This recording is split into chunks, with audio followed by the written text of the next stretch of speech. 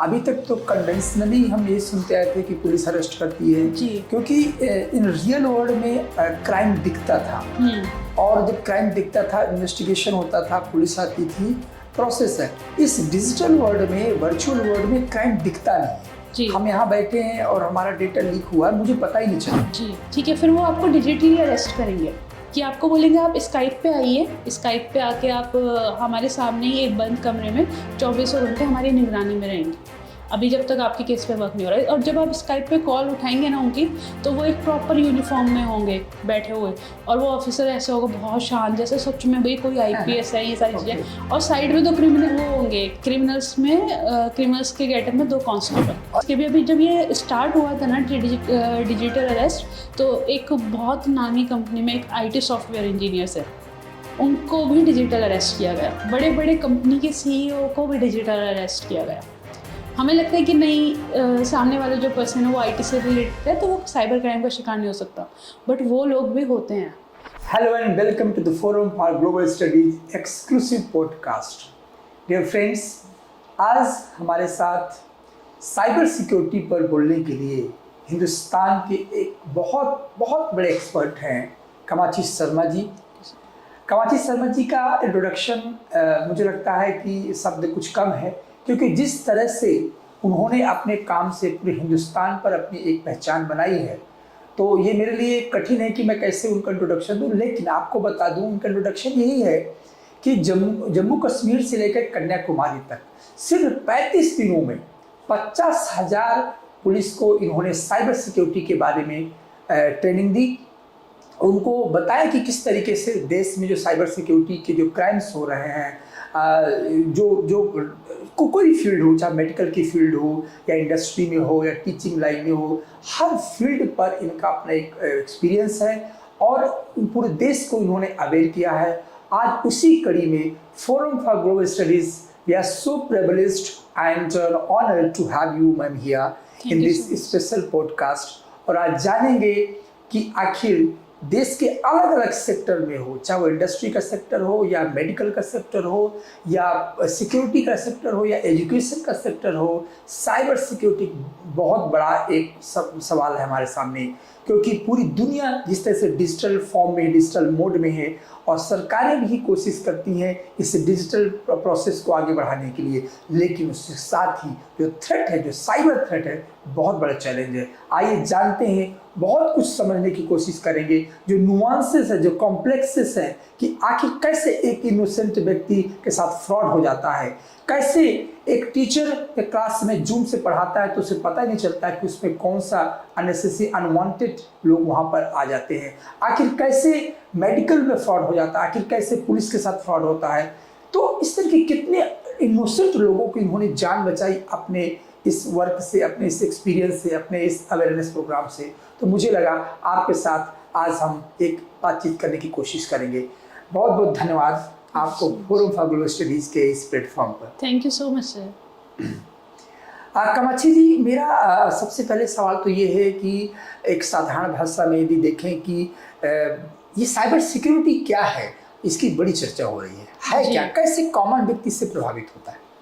Basically एक cyber की दुनिया है, डिजिटल दुनिया है। आज की डेट में हम सब 2 दुनिया में जीते हैं। पहली जो हम रियल वर्ल्ड में जी रहे हैं, और दूसरा जो हम फ़ोन से, इंटरनेट के माध्यम से पूरी दुनिया से कनेक्टेड है। हम यहाँ बैठे बैठे अपने माँ बापों से, अपने दोस्तों से, अपने ऑफिस वालों से, सबसे कनेक्टेड रहते हैं फ़ोन के ज़रिए। हमारे पास हार्ड कैश हो ना हो, पर हम सबके पास पेटीएम, फ़ोन पे ये सब ज़रूर होता है। दुकान पे जाइए, बहुत सारी चीज़ें ऐसी हैं जब से डिजिटल इंडिया आया है कि आपकी डिजिटल पेमेंट हर जगह एक्सेप्टेड है। कुछ जगह तो ये होता है कि नहीं, आप कैश में पे करो ही मत। तो हमारी जो 2 दुनिया हैं, एक है रियल वर्ल्ड, एक है डिजिटल वर्ल्ड। और डिजिटल वर्ल्ड भी आज की डेट में उतना ही इम्पोर्टेंट है जितना आपका रियल वर्ल्ड। तो जो साइबर क्राइम की हम बात कर रहे हैं, तो साइबर क्राइम जो डिजिटल वर्ल्ड में हमारे साथ क्राइम हो रहा है, उसे हम साइबर क्राइम कहते हैं। और उसकी जो सेफ्टी और सिक्योरिटी के लिए हमारा देश काम कर रहा है। बहुत सारे देश, जो कंट्रीज़ हैं आज की डेट में, साइबर सिक्योरिटी पे इसलिए फोकस कर रहे हैं ताकि साइबर क्राइम जो है वो कम से कम हो सके। जी, थोड़ा ये समझने की कोशिश करेंगे कि डिफरेंट सेक्टर्स हैं, आपका क्या अनुभव है जब आप कई, चूँकि आपने पुलिस डिपार्टमेंट को ट्रेनिंग दी है, जी। आप कई यूनिवर्सिटियों में जाते हैं, तो आपका क्या एक्सपीरियंस कहता है कि आप कोई एक सेक्टर में बताइए, स्पेशली यदि आप मेडिकल की बात करूं या यदि हम सिक्योरिटी की बात करें, पुलिस डिपार्टमेंट की या बैंकिंग सेक्टर की बात करें, आप कैसे ये बहुत बड़ा चैलेंज है हमारे सामने, हम समझ नहीं पाते, एक फ्रॉड हो जाता है। देखिए, जैसे मैंने कहा कि हम सभी 2 ज़िंदगियाँ जी रहे हैं, डिजिटल लाइफ। अब होता क्या है कि एक डॉक्टर है, अभी कोविड के बाद हमारा भारत का मेडिकल जो डॉक्टर्स हैं उनका डाटा लीक हुआ था, उसमें उनका लाइसेंस नंबर ये सारी चीज़ें चली गई थी। तो जब ये डाटा लीक होता है तो ये पहुंचता है डार्क नेट पे, डार्क वेब पे, इन सारी जगह हमारा जो डाटा है वहाँ से जो क्रिमिनल्स हैं जिन्होंने डाटा लीक किया है हैक करके या कैसे भी, क्योंकि डिफरेंट तरीके से डाटा लीक होता है। एक होता है हैकिंग से हो गया, एक होता है कॉल सेंटर्स। आज की डेट में हर कंपनी के अपने कॉल सेंटर्स हैं। अब उन कॉल सेंटर्स में जो एम्प्लॉयज़ बैठे हैं उनके पास पूरा डाटा होता है। जैसे एक नॉर्मली बात करूँ, आपने फ्लिपकार्ट से कुछ ख़रीदा तो फ्लिपकार्ट की कंपनी जो है, अगर आप कस्टमर केयर पे कॉल करोगे, आप अपनी ऑर्डर आईडी बताओगे, उससे वो आपका एड्रेस, आपका फ़ोन नंबर, आपने क्या ख़रीदा, ये सारी चीज़ें आपको दे देते हैं। इसी तरीके से जो डॉक्टर्स का जो है पूरा मेडिकल बोर्ड का डाटा होता है, ये डॉक्टर्स हैं, ये इनका लाइसेंस नंबर है, वो लीक हो गया। अब क्रिमिनल्स के पास आया, क्रिमिनल अब उसका उपयोग करके पैसा कमाएगा। वो आपको या तो मेल भेजेंगे या आपका जो मोबाइल नंबर है, जो आपके बाकी सारे डॉक्यूमेंट्स से एसोसिएटेड है, आपको कॉल करके बोलेंगे कि आपका मेडिकल नंबर है और इस मेडिकल नंबर से कुछ ऐसी इल्लीगल ड्रग्स आई हैं या ये सारी चीज़ें, या कुछ इल्लीगल केस हो गया है और उसमें आपका नाम एसोसिएटेड है, हम आपका जो है लाइसेंस कैंसिल कर रहे हैं, ये सारी चीज़ें कैंसिल कर रहे हैं। तो वो फटाफट क्या करेंगे, पैसे दे देंगे कि नहीं हमारा ये मत करो, क्योंकि उन लोगों को लगेगा सच में उनसे कोई गलती हुई है, तभी तो उनके पास आपका मेडिकल नंबर, ये सारी चीज़ें। अब रोड पे चलते चलते कोई मेरा नाम बोले और मुझे कहे जी आप तो रघु शर्मा जी की बेटी है ना, तो मेरे को लगेगा हाँ ये पर्सन जरूर या तो मुझे जानता होगा या मेरे फादर को जानता होगा। वो बहुत इजी हो जाता है क्योंकि उनके पास डाटा है, इन्फॉर्मेशन है। तो इसी तरीके से वो उनका एड्रेस बोलेंगे, आप इस हॉस्पिटल में काम कर रहे हो, इस पोजीशन पे काम कर रहे हो, सीनियर डॉक्टर हो या जूनियर डॉक्टर हो, या रिसर्च आपकी चल रही है और आपके पास इस तरह के जो कुछ केसेस आए थे, आपने वहाँ पे कुछ इलीगल ड्रग्स रिकमेंड करे थे, आपके नाम से कुछ पार्सल आया, तो वो घबरा जाते हैं। तो इस तरीके के केसेस मेडिकल लाइन में आते हैं।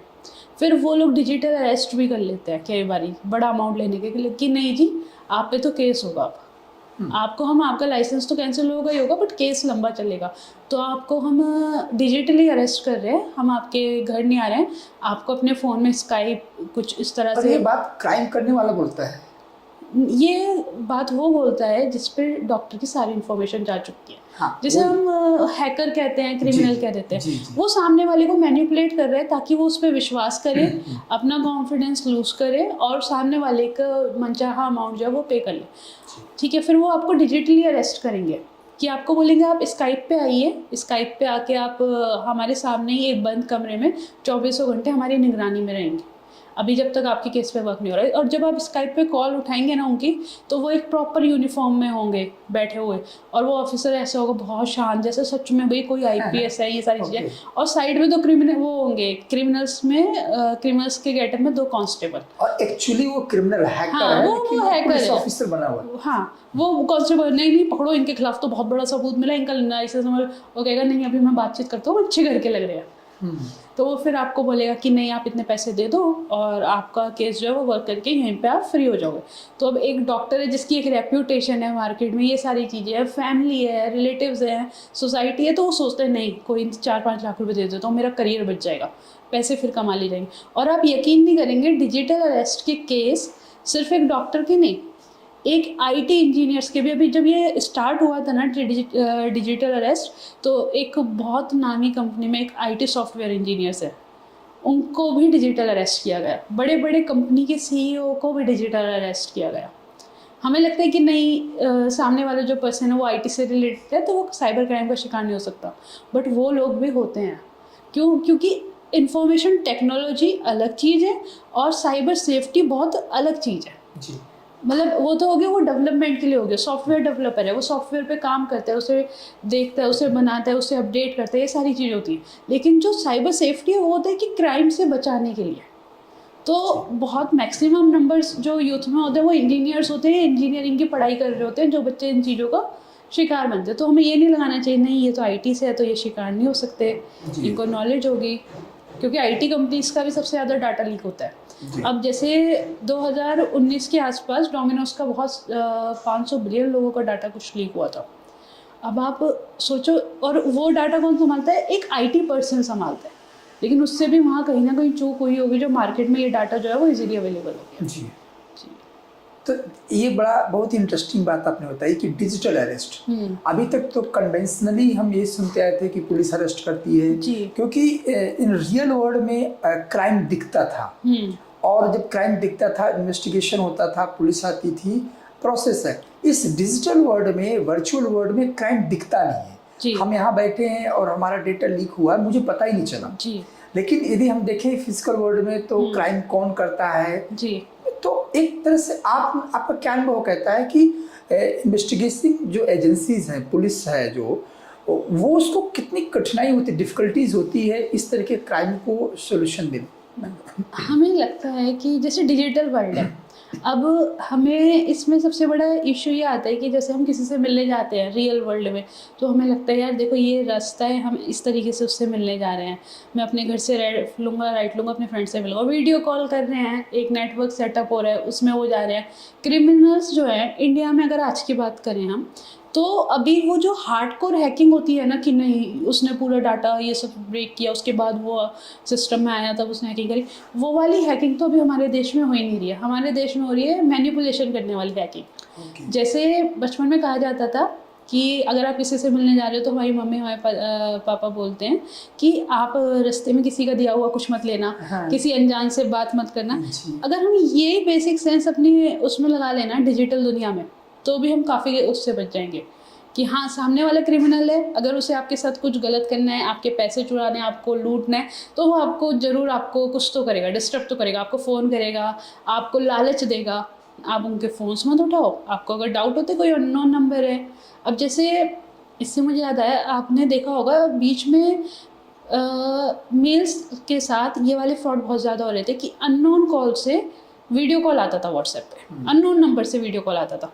अब इसमें टारगेट जो है ज़्यादा से ज़्यादा मेंस होते थे, जैसे ही वो उठाते थे एक न्यूड वीडियो चलने लगते थे, और जैसे उनका फेस जो वो हुआ सामने ही आता, वो स्क्रीन रिकॉर्डिंग के थ्रू या उसके पीछे एक और क्रिमिनल खड़ा होता था जो उनकी वीडियो बना रहा होता था, उनके रिएक्शन की, और उसके बाद वो उसे ब्लैकमेल करता था कि नहीं अब तो ये तो आपके मैं यूट्यूब पे डालूंगा, या आपकी फैमिली को भेजूंगा, आपके वाइफ को भेजूंगा, आपके सिस्टर्स को भेजूंगा।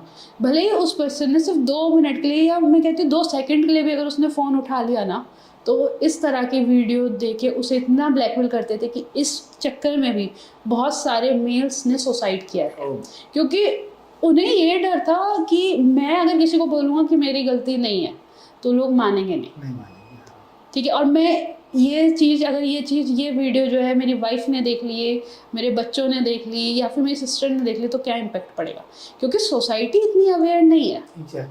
वो तो ये समझेंगे ना कि नहीं तुमने वीडियो कॉल उठाई है, इस तरह की वीडियो है, तुम देख रहे होगे, लेकिन उन्हें क्या पता कि एक रैंडम कॉल आई थी। तो जो सबसे बड़ा लूप होल है वो यही है कि हमें हमें इस तरीके के जो भी फोन कॉल्स हैं, वीडियो कॉल, हमें नहीं, हमें ऐसे करना चाहिए। व्हाट्सएप पे एक फीचर आता है अननोन साइलेंस कॉल, आप सेटिंग में जाके इस फीचर को ऑन करो, तो जो भी बहुत इम्पोर्टेंट है, जो हमारे ऑडियंस सुन रहे हैं इसको थोड़ा समझने की कोशिश करें। अननोन साइलेंस कॉल, आपने जैसे आपको कॉल आएगी आपको पता ही नहीं लगेगा कि आपको व्हाट्सएप पे कोई कॉल आ रही है, फिर आप जब उसे देखोगे तो आपको दिखेगा कि हाँ ये कॉल आ रही है।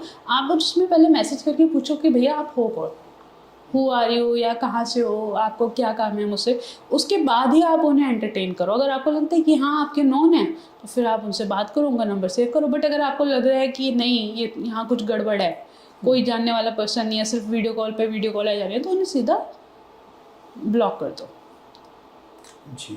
तो इस तरह की चीज़ें होती हैं। इसमें अगर हम टारगेट की बात करें तो ऐसा मेरे ख्याल से कोई सेक्टर बचा नहीं है जहाँ पे ये लोग मैनिपुलेशन नहीं करते। बच्चे हैं, उन्हें पता है, अगर कॉलेज गोइंग बच्चे हैं तो उन्हें पता है कि इनको पैसों की ज़रूरत है, क्योंकि हर कॉलेज में जो बच्चा होता है उसे ये होता है कि ट्रिप्स पे जाना है, पार्टी करनी है दोस्तों के साथ, क्योंकि सबसे ज़्यादा शॉकिंग लाइफ जो हम अपने कहते हैं ना, शौक वाली लाइफ है, अपनी पार्टी करने वाली और शो ऑफ करने वाली लाइफ जो है वो हम कॉलेज में जीते हैं। क्योंकि उसके बाद तो आप या तो अर्न करने लगते हो या आपको दुनिया समझ में आने लगती है धीरे धीरे। लेकिन कॉलेज एक बबल होता है कि नहीं, यहाँ पे तो बस मस्ती करनी है, उसके लिए उनको पैसों की ज़रूरत होती है, जो कि मैक्सिमम पेरेंट्स लिमिटेड ही देते हैं अपने बच्चों को। तो वहाँ पे उन्हें लगता है नहीं अब तो मैं कुछ काम करूँगा, पार्ट टाइम जॉब करूँगा, ये करूँगा वो करूँगा, वो वहाँ फंस जाते हैं। सेकेंड चीज़ होती है जो कॉलेज स्टूडेंट्स हैं वो या तो बहुत इंट्रोवर्ट होंगे या बहुत एक्सट्रोवर्ट होंगे। अब इंट्रोवर्ट वाले क्या होते हैं, वो लोनली फील करते हैं, इसलिए वो ऑनलाइन फ्रेंडशिप वगैरह कर देते हैं, वो लोग वहाँ पे ट्रैप हो जाते हैं कि किसी का भी मैसेज आया, ये सारी चीज़ें आई, ट्रैप हो गए। जो एक्सट्रोवर्ट होंगे उनके सोशल मीडिया पे आप देखो तो कॉलेजेस में 2 टाइप के बच्चे होते हैं, इंट्रोवर्ट और एक्सट्रोवर्ट। जो इंट्रोवर्ट होंगे वो भी फंसते हैं और एक्सट्रोवर्ट होते हैं वो भी फंसते हैं। मतलब हम ये नहीं कह सकते कि कौन सेफ़ है कौन अनसेफ है, क्योंकि अगर आप ऑनलाइन ज़्यादा एक्टिव हो तो भी चांसेस है कि आप ट्रैप हो जाओगे। अभी एक केस भी आया था कॉलेज की ही, नोएडा कॉलेज में ही है बच्चे, वो ऑनलाइन डेटिंग एप्लीकेशंस होते हैं, क्योंकि आज की डेट में बच्चों को ये सारी चीज़ें जो कॉलेज गोइंग होती है उन्हें ये लगता है नहीं अब हम इस कॉलेज में आ रहे हैं, टीवी शोज़ जो है टीवी में तो यही दिखाया जाता है, या जो हम वेब सीरीज़ वगैरह देखते हैं उनका हमारे माइंड पे बहुत इफ़ेक्ट पड़ता है। तो उन्हें लगता है नहीं इसमें तो हम अलाउड होते हैं, हमें ऐसे गर्लफ्रेंड बॉयफ्रेंड बनाना। उन्हें कॉलेज में कुछ ऐसा हुआ है या कूल दिखने के लिए वो डेटिंग ऐप पे चले गए, डेटिंग ऐप पे गए, वहाँ पे पता चला जी नहीं, जिससे वो बात करें ना उसकी कोई वेरिफिकेशन है, ना उसे जानते हो ना पहचानते हो, और वहाँ पे ऑनलाइन बात कर रहे हो, उन्होंने किसी जगह पे बुला लिया, और फिर काफ़ी सारे केसेस हो जाते हैं, चाहे वो फाइनेंशियली लूट के हों, चाहे फिर उनके साथ कुछ गलत होने का हो, ये सारी चीज़ें हो। तो इतना इफ़ेक्टिव होता है। इसके साथ साथ कॉलेज स्टूडेंट सबसे ज़्यादा बहुत बड़े ब्रैकेट में जो ये टारगेट होते हैं, क्योंकि इन्हें फाइनेंशियल नीड भी होती है, इन्हें इमोशनल नीड भी होती है। इन्हें लगता है कि हमारे पेरेंट्स हमें समझेंगे नहीं, क्योंकि जो जनरेशन गैप आया वो बहुत बड़ा आया है, राइट। उनको लगता है कि हमारे पेरेंट्स हमारी बात समझते नहीं है, तो हमें फ्रेंड्स चाहिए, स्कूल या कॉलेज फ्रेंड से बनती नहीं है, तो उन्हें लगता है नहीं यार अब मेरी कॉलेज फ्रेंड से नहीं बननी है, मैं ऑनलाइन नए दोस्त ढूंढूंगा। किसी को भी वो एंटरटेन करने लगते हैं, क्योंकि उन्हें वो अटेंशन चाहिए होता है उस टाइम पे।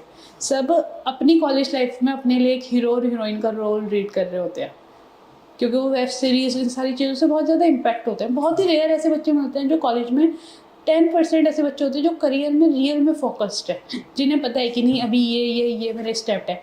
बाकी सबको क्या है कि कॉलेज लाइफ है एक बार मिलती है, मुझे अच्छे से जीना है, तो उस वाले बबल में रहते हैं। फिर उसे अच्छे से जीने के लिए उन्हें सबसे बड़ा चाहिए सोशल मीडिया वैलिडेशन, कि अगर मेरे फ्रेंड वहाँ गया है, इसकी फ़ोटो पे इतने लाइक आए हैं, अगर मैं अब आप देखते हो गए अगर कुछ लोग कहीं भी जाते हैं मैक्सिमम होते हैं कि उन्हें फ़ोटो खींचनी है बच्चों को पहले। वो इसलिए नहीं देखते क्योंकि उन्हें मेमोरी चाहिए, वो चाहिए, उन्हें लगता है मेरी फ़ोटो अच्छी आएगी, मैं डालूंगा तो मेरे दोस्तों को पता लगेगा कि नहीं मैं यहाँ गया था, यहाँ घूमा था, ये सारी चीज़ें। जी हाँ।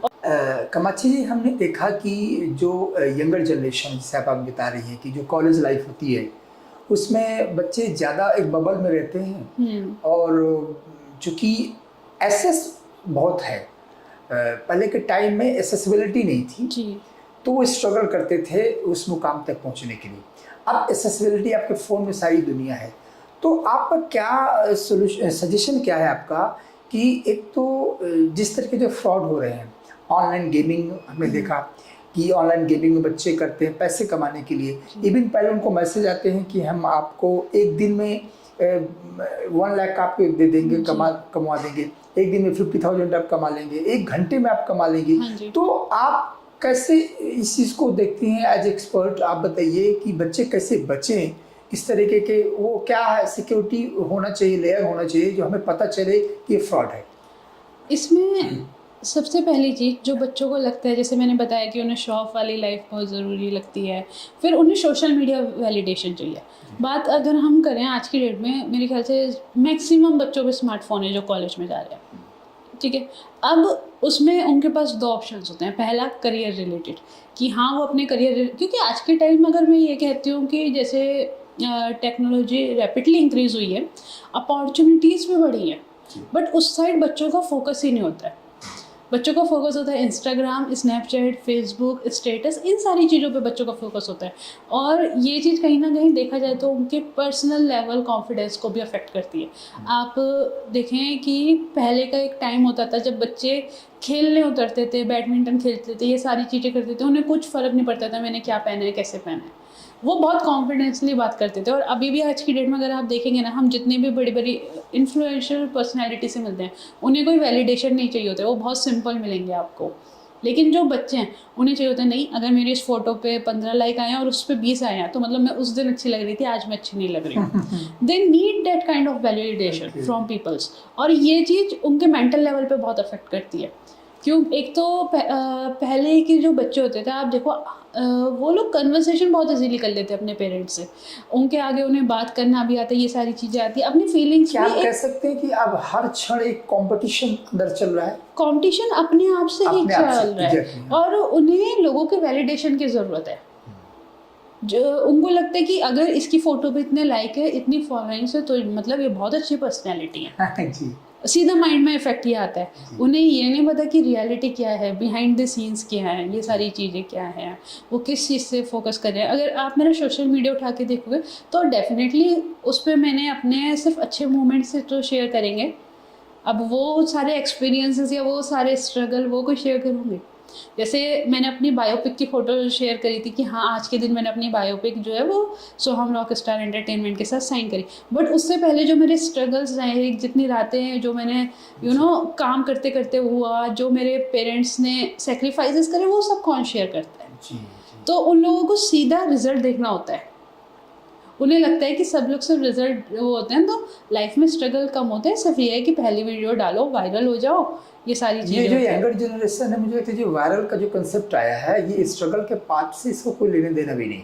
इनको लगता है कि देखिए 22 ईयर्स ओल्ड ये होगा, 23 ईयर्स ओल्ड। उन्हें अगर हम बात करें, इस टॉपिक को टच करें, वैसे बहुत सेंसिटिव टॉपिक है, पर इस चक्कर में जल्दी फ़ैन फॉलोइंग लेने के चक्कर में बहुत सारे बच्चों ने अपनी लिमिट क्रॉस कर दी है।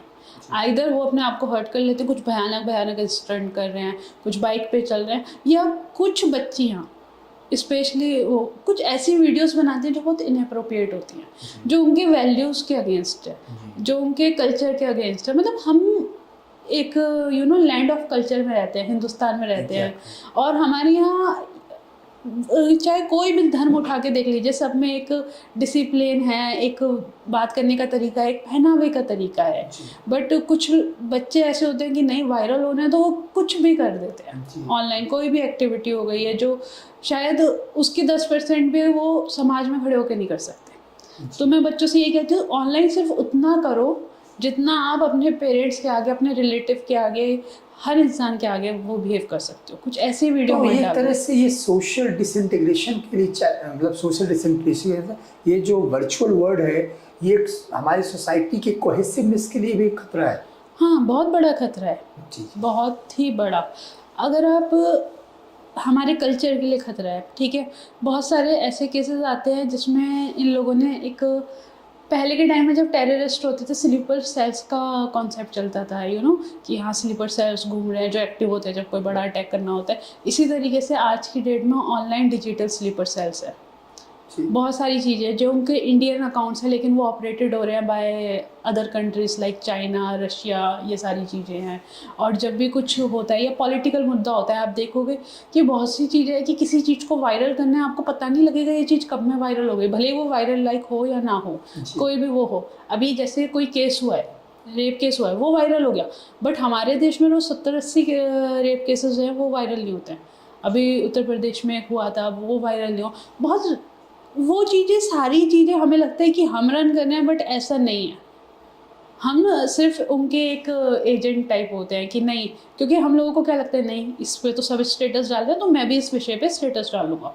बट वो 2 या 3 करोड़ स्टेटस जो हैं वो पहले से उनके ऑटोमेटेड आईडी से लिस्टेड होते हैं कि हाँ हमें ये वाला मुद्दा वायरल करना है, ये वाला मुद्दा वायरल करना है। आज की डेट में आप क्या सोच रहे हो वो आप डिसाइड नहीं कर रहे हो, वो आपका फ़ोन डिसाइड कर रहा है। आप एक बार सोचा, आप फ़ोन चला रहे हो, आप नॉर्मल अपना काम कर रहे हो, आपको एक पॉपअप आता है किसी मूवी के बारे में, या आज आपने जीता 10,000 रुपये कैश। तो अब एक बच्चा है, वो अपनी स्टडीज रिलेटिव वो कर रहा है, उस पर कोई अलग वीडियो का मैसेज आ गया तो वो डेफिनेटली जाके पहले उससे देखेगा। या अगर कोई बच्चा ट्रिप की प्लानिंग कर रहा है, कल उसका एग्ज़ाम है, तो ये वाले मैसेज बहुत ईजिली आ जाते हैं, रमी के, ऑनलाइन गेमिंग के, ये सारे मैसेजेस बहुत ईजिली आ जाते हैं। वो सोचेगा यार मैं ये एप्लीकेशन डाउनलोड कर लेता हूँ, इसमें लोन मिल रहा है।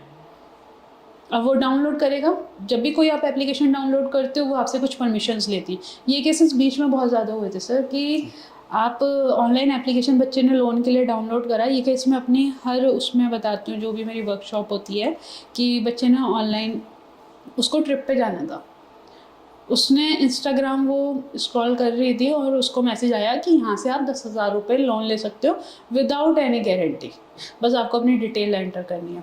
उसने क्या किया, एप्लीकेशन डाउनलोड किया, डाउनलोड करने के बाद so thank you so much Kamakshi ji, आप जिस तरीके से इस पूरे विषय को, साइबर सिक्योरिटी को, जनरली साइबर सिक्योरिटी को हम ये देखते हैं कि बहुत टेक्निकल सब्जेक्ट है, ये सिक्योरिटी से जुड़ा हुआ, नेशनल सिक्योरिटी से जुड़ा मामला है, ऑफ कोर्स नेशनल सिक्योरिटी से जुड़ा, पूरे देश से जुड़ा हुआ मामला है।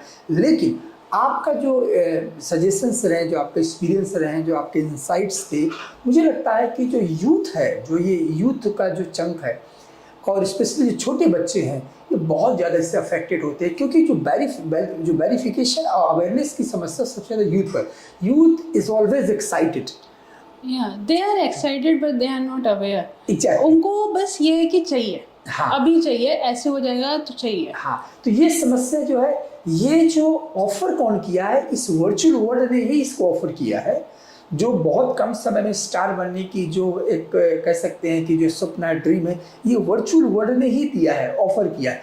अब यही वर्चुअल वर्ल्ड उनको गिरफ्त में ले चुका है, तो आज के डेट में बहुत बड़ा चैलेंज है। तो मुझे लगता है कि ये जो हमारा आज का डिस्कशन है, आपके लिए बहुत ही एक लैंडमार्क साबित हो सकता है, माइलस्टोन साबित हो सकता है, उस समय जब हमें खुद भी पता होता है कि हम दो दुनिया में रह रहे हैं। एक, जैसे कामाक्षी जी ने बताया, एक वर्चुअल वर्ल्ड है और एक रियल वर्ल्ड है।